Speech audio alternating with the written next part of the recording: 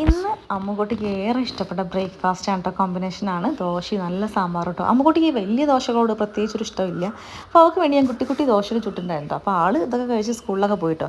തലേന്ന് രാത്രി നല്ല മഴ പെയ്തതിനെ കൊണ്ട് പിറ്റേന്ന് രാവിലെ നല്ലൊരു ഭംഗിയായിരുന്നു മുറ്റം കാണാനായിട്ട്. നല്ലൊരു തെളിച്ചോ നല്ലൊരു മണമായിരുന്നു കേട്ടോ.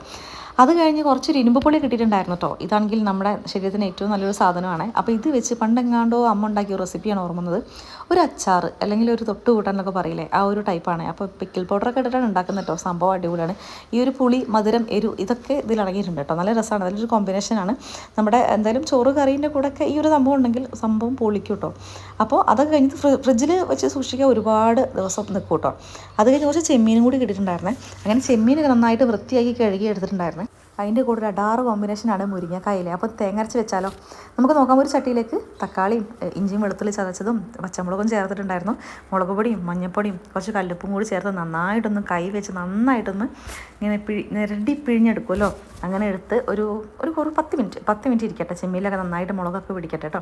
എന്നിട്ട് കുറച്ച് വെള്ളം ഒഴിച്ച് ഞാൻ അങ്ങ് അടുപ്പത്തേക്ക് വെച്ചു. നന്നായി തിളച്ച് വരുമ്പോഴത്തേക്കും ചെമ്മീനൊക്കെ നന്നായിട്ട് വെന്തിട്ടുണ്ടായിരുന്നു. അതിലേക്ക് മുരിങ്ങക്കായ കൂടി ചേർത്ത്, മുരിങ്ങക്കായ്ക്ക് പ്രത്യേകിച്ച് വേവൊന്നും ഇല്ലല്ലോ, പെട്ടെന്ന് വെന്ത് കിട്ടുമല്ലോ. അതിലേക്ക് തേങ്ങ അരച്ചതും കൂടി ചേർത്തിട്ടുണ്ടായിരുന്നു കേട്ടോ.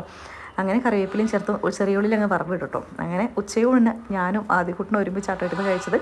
അങ്ങനെ ഇന്നത്തെ വീഡിയോ ഇത്രയുള്ളൂ. ചാറ്റാ ബൈ ബൈ, സീ യു.